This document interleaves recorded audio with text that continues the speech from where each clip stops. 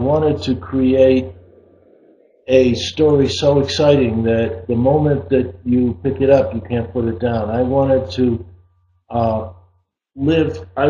I had lived a period of my life very extensively, very intensely, and I wanted to transmit that same terror and mystery and joy and excitement to my readers. So that was what was behind it. It starts off in the high Himalayas, where I was back in the day when there weren't many Westerners in the Himalayas, and it's basically the discovery of a nuclear warhead on its way to Tibet.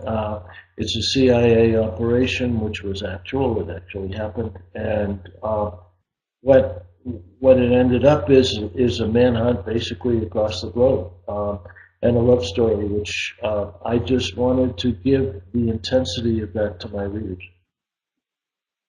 And this is in the book Tibetan Cross that we're talking about, and it's set, as I said, it begins with the Chinese invasion of Tibet, which was absolutely tragic. And the Chinese did indeed attempt to annihilate the Tibetan culture. They wiped out they burned to the ground over 1,000 monasteries. They destroyed thousands of beautiful sacred texts. They killed monks. They displaced over 1 million people.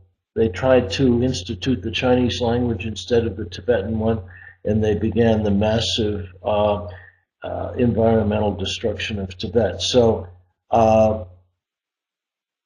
they have already succeeded largely, the Chinese have, in turning the world into a Chinese drone, at least in Tibet, and that's one of the underlying themes of Tibetan Cross.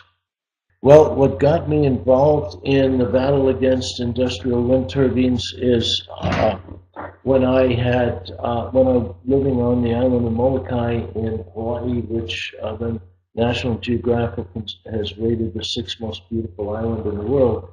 And they were going to cover it with wind turbines 500 feet tall, run a cable, a high-power cable through the whale sanctuary to Oahu so that we could continue to freeze all of the tourists with air conditioning that they flew so far to Hawaii to avoid. Anyway, it was a huge scam involving a Democratic governor who has since been thrown out of the office, and a bunch of extremely crooked energy companies and a lot of very wealthy and crooked investment banks. But it was stopped, and the reason why it's so important to fight wind turbines is that they don't do anything for greenhouse warming.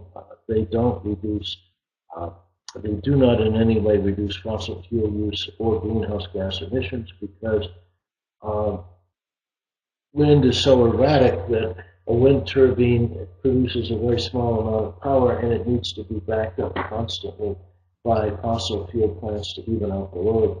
In countries that have invested heavily in wind power, it's very interesting to note that their coal purchases have almost doubled since then. They're forced to buy enormous amounts of coal to run the turbine, to run the fossil fuel plants to keep the wind turbines at a flat level of production.